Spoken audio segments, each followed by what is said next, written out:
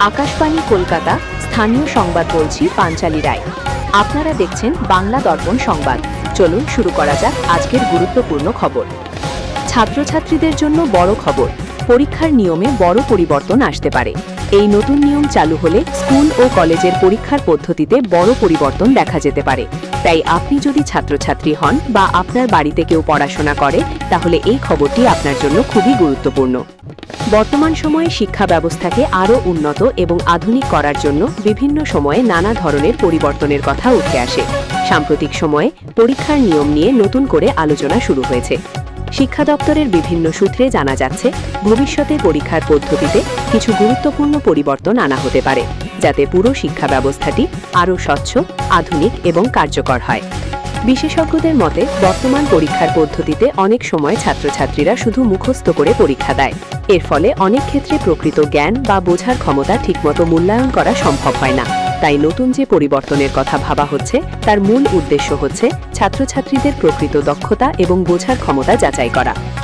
শিক্ষাবিদদের একটি বড় অংশ মনে করেন যে ভবিষ্যতের শিক্ষা ব্যবস্থায় শুধুমাত্র লিখিত পরীক্ষার উপর নির্ভর করলে চলবে না। এর পাশাপাশি প্রজেক্ট, প্রেজেন্টেশন, অভ্যন্তরীণ মূল্যায়ন এবং বিভিন্ন ধরনের ব্যবহারিক কাজের উপর বেশি গুরুত্ব দেওয়া দরকার। এর ফলে ছাত্রছাত্রীরা শুধু বইয়ের জ্ঞান নয়, বাস্তব জীবনের দক্ষতাও অর্জন করতে পারবে। আরও একটি গুরুত্বপূর্ণ বিষয় হচ্ছে পরীক্ষায় নকল বা অনিয়ম রোধ করা। অনেক সময় দেখা যায় পরীক্ষার সময় কিছু অসাধু উপায়ে নকল করার চেষ্টা হয়, যা পুরো ব্যবস্থার উপর নেতিবাচক প্রভাব ফেলে। তাই নতুন নিয়মে প্রযুক্তির ব্যবহার বাড়ানোর কথাও ভাবা হচ্ছে। উদাহরণস্বরূপ, পরীক্ষার হলে উন্নত নজরদারি ব্যবস্থা, ডিজিটাল মনিটরিং অথবা অনলাইন পরীক্ষার ব্যবস্থা চালু করা যেতে পারে। এর ফলে পরীক্ষার পুরো প্রক্রিয়াটি আরও নিরাপদ এবং স্বচ্ছ হবে বলে মনে করা হচ্ছে। এছাড়াও ফলাফল প্রকাশের পদ্ধতিতেও পরিবর্তন আনার কথা আলোচনা হচ্ছে। বর্তমানে অনেক সময় পরীক্ষার ফল প্রকাশ করতে দীর্ঘ সময় লেগে যায়, কিন্তু ডিজিটাল মূল্যায়ন পদ্ধতি চালু হলে ফলাফল অনেক দ্রুত প্রকাশ করা সম্ভব হবে। এতে ছাত্রছাত্রীদের পরবর্তী পড়াশোনার পরিকল্পনা করতেও সুবিধা হবে। শিক্ষা বিশেষজ্ঞরা আরও মনে করেন যে নতুন পরীক্ষার পদ্ধতিতে ছাত্রছাত্রীদের উপর অপ্রয়োজনীয় মানসিক চাপ কমানোর বিষয়টিও বিবেচনা করা উচিত। অনেক ছাত্রছাত্রী পরীক্ষার ভয়ে মানসিকভাবে চাপের মধ্যে থাকে। তাই ভবিষ্যতে এমন একটি মূল্যায়ন পদ্ধতি তৈরি করার চেষ্টা করা হচ্ছে, যেখানে শিক্ষার মান বজায় থাকবে কিন্তু ছাত্রছাত্রীদের উপর অতিরিক্ত চাপ পড়বে না।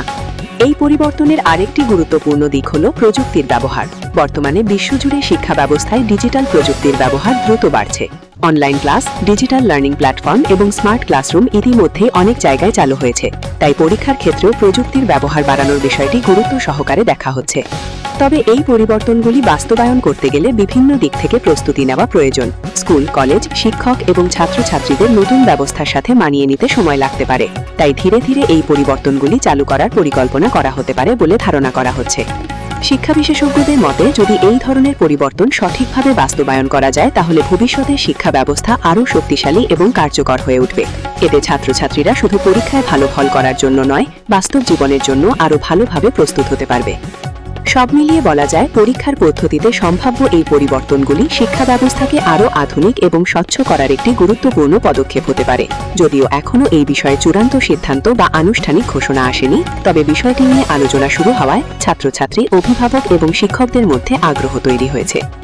আগামী দিনে শিক্ষা দপ্তরের তরফে যদি এই বিষয়ে কোনো আনুষ্ঠানিক ঘোষণা আসে, তাহলে তা অবশ্যই ছাত্রছাত্রীদের ভবিষ্যতের উপর বড় প্রভাব ফেলতে পারে। তাই এই বিষয়ের উপর নজর রাখা খুবই গুরুত্বপূর্ণ। সব মিলিয়ে বলা যায়, পরীক্ষার পদ্ধতিতে সম্ভাব্য এই পরিবর্তন শিক্ষা ব্যবস্থাকে আরও আধুনিক এবং কার্যকর করে তুলতে পারে। যদিও এখনও এই বিষয়ে কোনো চূড়ান্ত ঘোষণা আসেনি, তবে বিষয়টি নিয়ে আলোচনা শুরু হওয়ায় ছাত্রছাত্রী, অভিভাবক এবং অভিভাবকদের মধ্যে আগ্রহ তৈরি হয়েছে।